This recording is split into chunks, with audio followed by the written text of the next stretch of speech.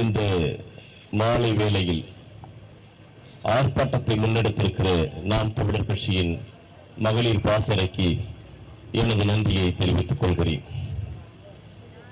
நாடு விடுதலை பெற்றுவிட்டது, எல்லோரும் நினைத்துக் கொண்டிருக்கிறோம். நாடு விடுதலை பெற்றுவிட்டதென்றால் நாட்டில் இருக்கிற அனைத்து மக்களும் நிம்மதியான வாழ்க்கையை மேற்கொள்ள வேண்டும். நாட்டில் இருக்கிற அனைவருக்கும் சமமான உரிமை வழங்கப்பட வேண்டும். நாட்டில் இருக்கிற அனைவருக்கும் சுதந்திரம் பகிர்ந்தளிக்கப்பட்டிருக்க வேண்டும்.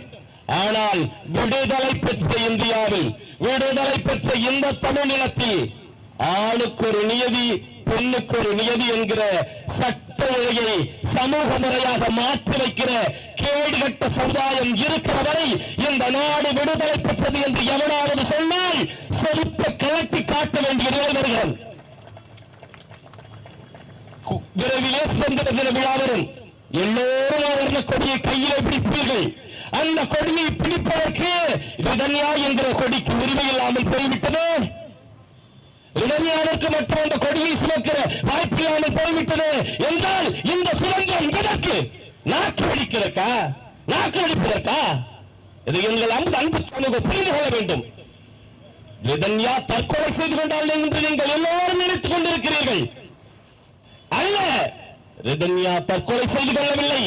ரிதன்யாவை கைகுமார் மட்டும்தான் கொடுமைப்படுத்தி கொலை செய்தான் என்று நாம் எல்லோரும் நினைத்துக் கொண்டிருக்கிறோம். இல்லை, ஒட்டுமொத்த தமிழ் சமுதாயம். வணக்கம். ஒட்டுமொத்த தமிழ் சமுதாயமும் அன்புமகள் ரிதன்யாவை படுகொலை செய்திருக்கிறது. சமூக கட்டுப்பாடு என்கிற தேவையற்ற வார்த்தைகளை பதிவு செய்து திருமணம் ஒரு முறைதானம்மா, மீண்டும் இந்த திருமணம் நடக்காதம்மா, அதனால் கணவனே கண்கண்ட தெய்வம் என்று அவனோடு அவன் என்ன கொடுமை செய்தாலும், அவன் என்ன அக்கிரமங்களை அரங்கேற்றினாலும் சகித்துக் கொண்டு பொறுத்துக் கொண்டு அவனோடு நான் வாழ வேண்டும் என்கிற சமூக கட்டமைப்பை ரிதன்யாவின் தலையிலே சுமத்திய இந்த தமிழ் சமூகம் தலைக்குடிய வேண்டிய நிலை இது. அவன் ஒவ்வொருத்தரும் தலைக்குடியணும். திருமணம் செஞ்சுட்டு அதோட முடிஞ்சு போச்சு என்கிற நிலையை மாற்றும். நாடு விடுதலை பெற்றுவிட்டது என்றால் நாட்டில் இருக்கிற அனைவரும் சுதந்திரமாக இருக்க வேண்டும். ஒரு பெண்ணாக பெற்றவள் தனக்கான சுதந்திரத்தை முழுமையாக ஏற்றுக்கொண்டு அனுபவிக்கிற நிலை வர வேண்டும். அண்ணல் காந்தியடிகள் அழகாக சொல்லுகிறார். நாடு எப்ப விடுதலை பெற்று தெரியுமா? நள்ளிரவில் தன்னம் தனியாக அளவற்ற ஆவரணங்களை அணிந்து கொண்டு எந்த ஒரு பெண்ணால் தன்னம் தனியாக சாலையில் நள்ளிரவில் நடக்க முடிகிறதோ அந்த நாள் தான் இந்த நாட்டுக்கு உண்மையிலேயே விடுதலை கிடைத்த நாள் என்று இந்த நாட்டுக்கு விடுதலை வாங்கி கொடுத்த பெருமகன் அண்ணல் காந்தியடிகள் சொல்கிறார். ஆனால் அதே நிலத்தில்தான் பெண்கள் மட்டுமல்ல, ஆண்கள் கூட தன்னந்தனியா பட்டப்பகலிலே நடந்து போக முடியாத அளவுக்கு இங்கே கொடுமைகள் அரங்கேறுகிறது, படுகொலைகள் நிகழ்கிறது. பட்டப்பகலில் படுகொலை. ஆகச் சிறந்த அரசியல் கட்சியின் தலைவர் ஆம்சாங் பட்டப்பகலில் வெட்டி கொல்லப்படுகிறான். நடக்கிறதா இல்லையா? நாம் தமிழர் கட்சியின் மதுரை மாவட்ட நிர்வாகி பட்டப்பகலில் வெட்டி படுகொலை செய்யப்படுகிறான். நடக்கிறதா இல்லையா? அநீதிக்கு எதிராக, கனிம வள எதிராக போராடிய எங்கள் சேவியர் குமார் என்கிறவர் பட்டப்பகலிலே கோயிலிலே, அதுவும் தேவாலயத்திலே, மக்களின் வழிபாட்டு தளத்திலேயே வெட்டி படுகொலை அடித்து இந்த திராவிட முன்னேற்ற கழகத்தின் கரையேட்டிகளால் படுகொலை செய்யப்படுகிறார். இந்த கொடுமை இங்கு நடக்கிறதா இல்லையா? கல்லூரிக்கு சென்ற மகள் நிம்மதியாக வீடு திரும்ப முடியவில்லை. அந்த அண்ணாவின் பெயரில் நடக்கிற அண்ணா பல்கலைக்கழகத்தில் மாணவியால் நிம்மதியாக படித்துவிட்டு திரும்ப முடியாது என்று ஒரு யானை சேகரன் பாலியல் வன்புணர்வுக்கு உட்படுத்துகிறான். உண்மையிலேயே இது நமக்கெல்லாம் சுதந்திரமா? கல்லூரிக்கு சென்ற மகள் தமிழ்நாட்டின் ஆக சிறந்த பல்கலைக்கழகத்திலேயே பாலியல் வன்புணர்வுக்கு உட்படுத்தப்படுகிறார் என்றால் நாம் விடுதலை பெற்ற நாட்டில் தான் இருக்கிறோமா என்பதை நாம் சிந்தித்து பார்க்க வேண்டும். இந்த திராவிட முன்னேற்ற கழகம் நிம்மதியான ஆட்சியை உங்களுக்கு கொடுக்கிறது என்று நீங்கள் நம்புகிறீர்களா? எண்ணி பார்க்க வேண்டும். அன்புக்குரிய உறவுகளே, கொடுமைகள் தொடர்ந்து நடக்கின்றான். என் அன்புக்குரிய சகோதரிகளுக்கு ஒரே ஒரு கருத்தை மட்டும் வெளியிடுகிறேன். நம்மை காப்பதற்கு எவனாவது வருவான். இந்த காவல்துறை வரும், தமிழ்நாடு அரசின் மாடல் திராவிட மாடலாட்சியின் முதலமைச்சர் வருவார் என்று நம்பாதீர்கள். சட்டை போட்ட காவலர்கள், பெண் காவலரையே இந்த திராவிட முன்னேற்ற கழகத்தின் தரவெட்டி பற்றிய காய்க்குங்கள் பாலியல் சீண்டலுக்கு உட்படுத்தியிருக்கிறார்கள். காக்கி சட்டை போட்டு காவலர் உடையில் நாமெல்லாம் மிதக்காக இருக்கலாம் என்று நினைத்த காவல்துறையில் பணியாற்றுகிற சகோதரிக்கு கூட இங்கு பாதுகாப்பு இல்லை என்றால் இந்த ஆட்சியின் அதிகாரம் எனக்குதான். எதுக்கு நாக்கு அடிக்கிறக்கா? அரங்கட்ட ஆட்சி நாம் தேர்ந்தெடுத்திருக்கிற ஆட்சி இந்த மண்ணுக்கும் மக்களுக்கும் தேவையற்ற ஆட்சி என்று நாம் புரிந்து கொள்ள வேண்டும். மீண்டும் சொல்கிறேன், எவனாவது நமக்காக பேசுவான் என்றெல்லாம் நினைக்காதீர்கள். அக்கா அக்கா என்று நீ அழைத்தால் அக்கா வந்து கொடுக்க சுத்த அமலகா சுதந்திரம் செய்ய என்கிறான் எமது புரட்சி பாவலன். எவனும் வந்து நிற்க மாட்டான்.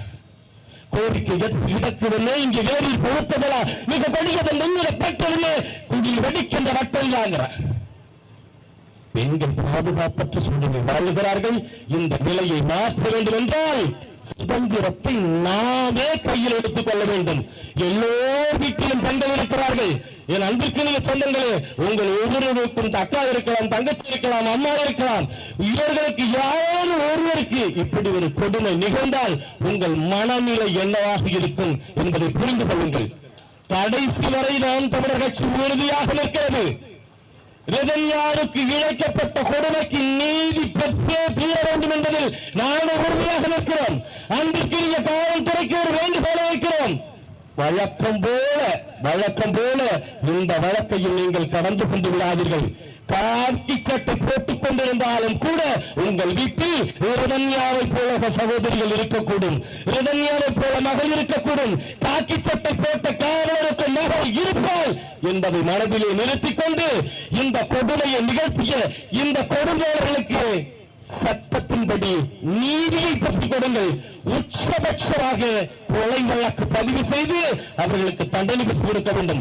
மதிப்புமிக்க நீதியரசர்கள் எப்பொழுதும் வழங்குவது போல இந்த வழக்கை தீர்ப்பினை வழங்கி அகன்றுவிட வேண்டாம். தயவு செய்து இந்த முறையாவது நீதியை சொல்லுங்கள். அதனால் தான் இதற்கு பேர் நீதிமன்றம். நீதியை வழங்குவீர்கள் என்ற நம்பிக்கையில் இருக்கிறோம்.